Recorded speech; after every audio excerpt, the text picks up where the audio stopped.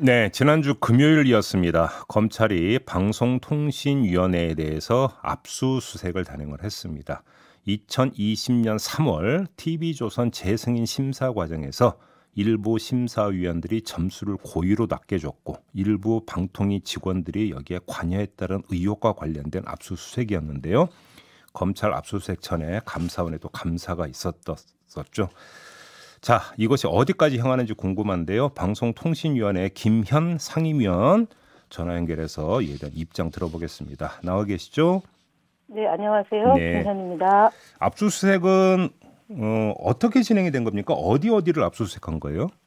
예, 지난 금요일이죠. 네. 23일 오전 9시 4분에 저희 쪽으로 연락이 왔습니다. 네. 네. 그래서 오후 6시 40분까지 진행이 됐고요. 압수했던 곳은 저희 종편 지난 2020년 종편 재승인 관련해서 업무를 받던 직원들을 상대로 이루어졌고요. 네. 사무실 서류, 그다음에 PC, 자택, 개인 휴대전화, 그래서 담당 국장, 과장, 3인에 대한 그 사무실에 대한 압수색, PC, 앞서 말씀드렸던 개인 휴대전화하고요. 그다음에 방송지원정책과 사무실에 대한 압수색이 이루어졌습니다. 12명에 대한 압수수색인데요. 한 분은 지금 코로나 증상이 의심이 돼서 출근하지 않은 상태여서 추후에 아마 또 이뤄질 것 같고요. 추출이 미완료됐다고 해서 9월 29일부터 30일 사이에 추가 추출 예정되어 있습니다. 추출이라는 이제 컴퓨터 내용 추출 말씀하시는 거죠? 네, 그렇습니다. 사실은 이것도 포렌식이 이미 감사원 감사 때 했는데 다시 들어와서 하는 것이 좀 납득하기 어려운 점이고요. 사실은 이 감사원 감사가 6월 20일부터 한 달 동안 자료 감사가 있었고요. 실질 감사도 지금 마쳤고요. 8월 26일 날. 그리고 9월 달 안에 저희 기간 통보가 될 예정인데 그 이전에 감사원이 검찰에 수사 참고 자료를 넘겨서 압수수색이 이루어진 겁니다. 잠깐만요. 근데 그 전에 지금 방통위 직원들 자택까지 압수수색했습니까? 예, 그렇게 돼 있는데요. 그래요? 저희가 직접 직원들하고 연락할 방도가 없어서 자택 압수수색이 어떻게 이루어지는지는 오늘 출근해서 확인 좀 해야 될 것 같습니다. 그럼 잠깐만요. 근데 그러니까 그 감사원이 방송통신위원회에 대해서 감사를 했는데 감사 결과는 아직 방통위에 통보가 안 됐습니까? 안 됐습니다. 통보가 안 됐고, 그러니까 검찰 압수수색이 먼저 들어온 겁니까, 그러면? 예, 그렇게 봐야 됩니다. 그러니까 저희가 8월 26일까지 감사원 감사가 종료됐는데 사실은 9월 20일부터 9월 23일까지 또 필요하다고 해서 지금 그 기간 안에 검찰이 압수수색 들어왔을 때 감사원 감사도 사실은 사실상 완료가 안 된 상태인 거죠. 그러니까 두 기간이 들어왔다고 봐야 됩니다. 감사가 완전 종결된 게 아니라는 말씀이세요? 8월 26일 날 사실상 종결은 됐는데 추가로 뭐 확인할 것이 필요하다고 해서 9월 20일부터 23일까지 구두 통보한 상태로 감사가 진행 중에 있었습니다. 그러니까 압수수색이 이루어진 게 23일이잖아요. 23일까지. 그러니까 감사원 감사가 진행 중에 검찰이 그러니까? 또 압수수색이 들어온 그런 상식적으로 이해가 안 되는 그 기관 통보도 이루어지지 않은 상태에서 지금 아주 뭐 정광석화라고 표현을 해야 되겠죠? 통상적으로 제가 알고 있는 바로는 감사원이 감사를 벌여서 이건 좀 수사가 필요하다고 한다면 수사기관에 수사를 의뢰를 하면 그 다음에 수사가 개시되는 걸로 알고 있는데 그럼 이런 절차를 지금 뛰어넘었다는 말씀이신가요? 네, 그렇죠. 그러니까 말씀하신 대로 그렇게 되는 경우도 있고요. 예. 이전에 보면 기관 통보를 또 하는 거죠. 그러니까 저희도 이 내용이 맞는지 여부를 확인하는 절차가 필요하지 않겠습니까? 네. 특히 감사원 감사 내용을 가지고 기관과 기관이 조정하는 국면이 있습니다. 그러니까 최후 통보하기 전에. 예. 왜냐하면은 감사원이 알고 있는 내용과 실제로 저희도 소명을 해야 되지 않습니까? 그게 감사 절차에 포함되어 있습니다. 네네. 근데 그 감사원의 결과를 통보되기 전에 그 절차를 진행도 하기 전이죠. 그러니까 감사원의 회의가 아직 없는 상태에서 수사에 필요하다. 참고 자료를 검찰에 넘겼는데 그거를 16일 만에 압수수색이 들어온 거니까요. 상당히 이례적일 뿐만 아니라 방송통신위원회가 2008년도에 만들어지고요. 지금 종편 승인이 2024년, 2027년, 2020년 세 차례에 걸쳐서 있었는데 유독히 TV조선 관련해서 점수가 이상하다라는 내용을 가지고 감사원 감사가 오랫동안 진행되고 또한 그 검찰의 압수수색까지 이루어진 걸로 보면 네. 뭔가 다른 또 하고자 싶은 내용이 있지 않으면 이렇게까지 하지 않을 거다라는 게 많은 사람들의 그런 의혹 제기라고 알겠습니다. 봅니다. 아무튼 근데 그 심사위원 일부에 대한 압수수색도 있었다면서요? 네, 그렇습니다. 그러니까 심사위원장하고 심사위원 두 분에 대한 일이 진행되고 있다라고 알고 있습니다. 자, 근데 문제의 본질은 점수 조작이 있었던 거 아니냐 이거잖아요. 간단히 정리를 하면.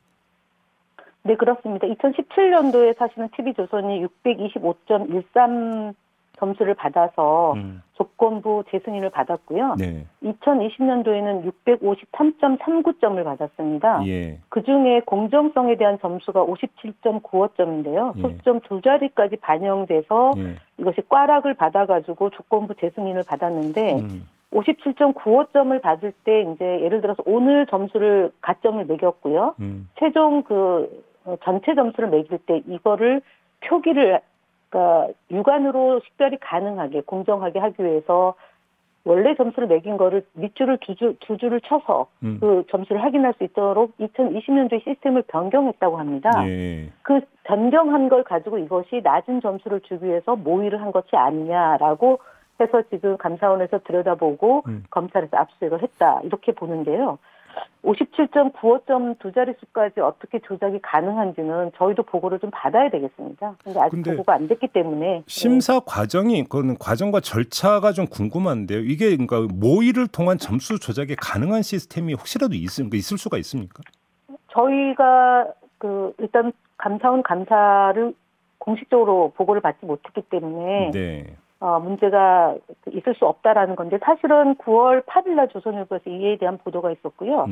TV조선이 9월 7일 날 입장이 있었는데 당시 방통위에서는 공정성, 공적 책임 항목에 대해서 조작된 정황이 없다. 죄송합니다. 그렇기 때문에 심사위원들은 외부 간섭 없이 독립적으로 심사평가하고 방송통신위원회는 심사위원들의 점수평가에 대해서 일체 관여하지 않았다. 그리고 이에 대한 감사원 수감 과정에서 충실히 설명하였다라고 저희가 보도 설명 자료를 배포했습니다. 예. 물론 이에 대해서 안영환 의원과 김효재 의원이 동의하지 않음을 별도의 입장문을 냈는데요. 사실 안영환 의원은 그때 당시에 심사위원회의 심사 결과를 가지고 재승인할 때 같이 방통위원회에서 논의한 걸로 알고 있습니다. 근데 지금 검찰이 밝힌 바를 그대로 읽어드리면 2020년 3월 19일 밤 11시 58분부터 3월 20일 오전 9시 44분 사이에 코바코 연수원 내 불상의 장소에서 방통위 공무원들의 불법 행위가 이루어졌다. 지금 이렇게 되어 있다는 건데요. 방통위 공무원들의 불법 행위라고 적시가 되어 있는데 이걸 어떻게 읽어야 되는 겁니까? 현재까지 방통위 공무원들이 불법 행위가 입증됐는지는 저희가 알 수가 없습니다. 다만 감사원에서 진행된 내용을 가지고 저희 담당 국장과 담당 과장이 별도의 또 그 직원 동선과 관련해서 조사를 받은 바가 있습니다. 네. 그런데 그 분들은 현재까지 그런 사실이 없다라고 완강히 부인하고 있는 상황이기 때문에 저희가 검찰의 그 조사 결과, 발표 결과도 결국은 감사원의 그런 수사 협조 자료에 근거해서 한 거기 때문에 그래서 압수수색이 들어간 거고요. 예. 저희가 오늘 비공개 회의 때 이 부분에 대해서 어떤 그 내용으로 조사가 진행됐는지에 대한 확인을 좀 해야 될 필요성이 있다 보고요. 참고로 지금 지난 2020년에 TV조선 재승인 과정에서 당시 의견 청취가 있었습니다. 네. 그때 그 TV조선에서는 별다른 이의 제기가 없었고요. 이 공정성에 대한 문제 제기를 수용한 걸로 저희가 속기록상 확인할 수 있었습니다. 그래요. 자, 일단 아마 궁금해하시는 분들이 계실 것 같아서 일반적이지만 사실 어쨌든 본질적인 문제 좀 질문을 드리겠는데요.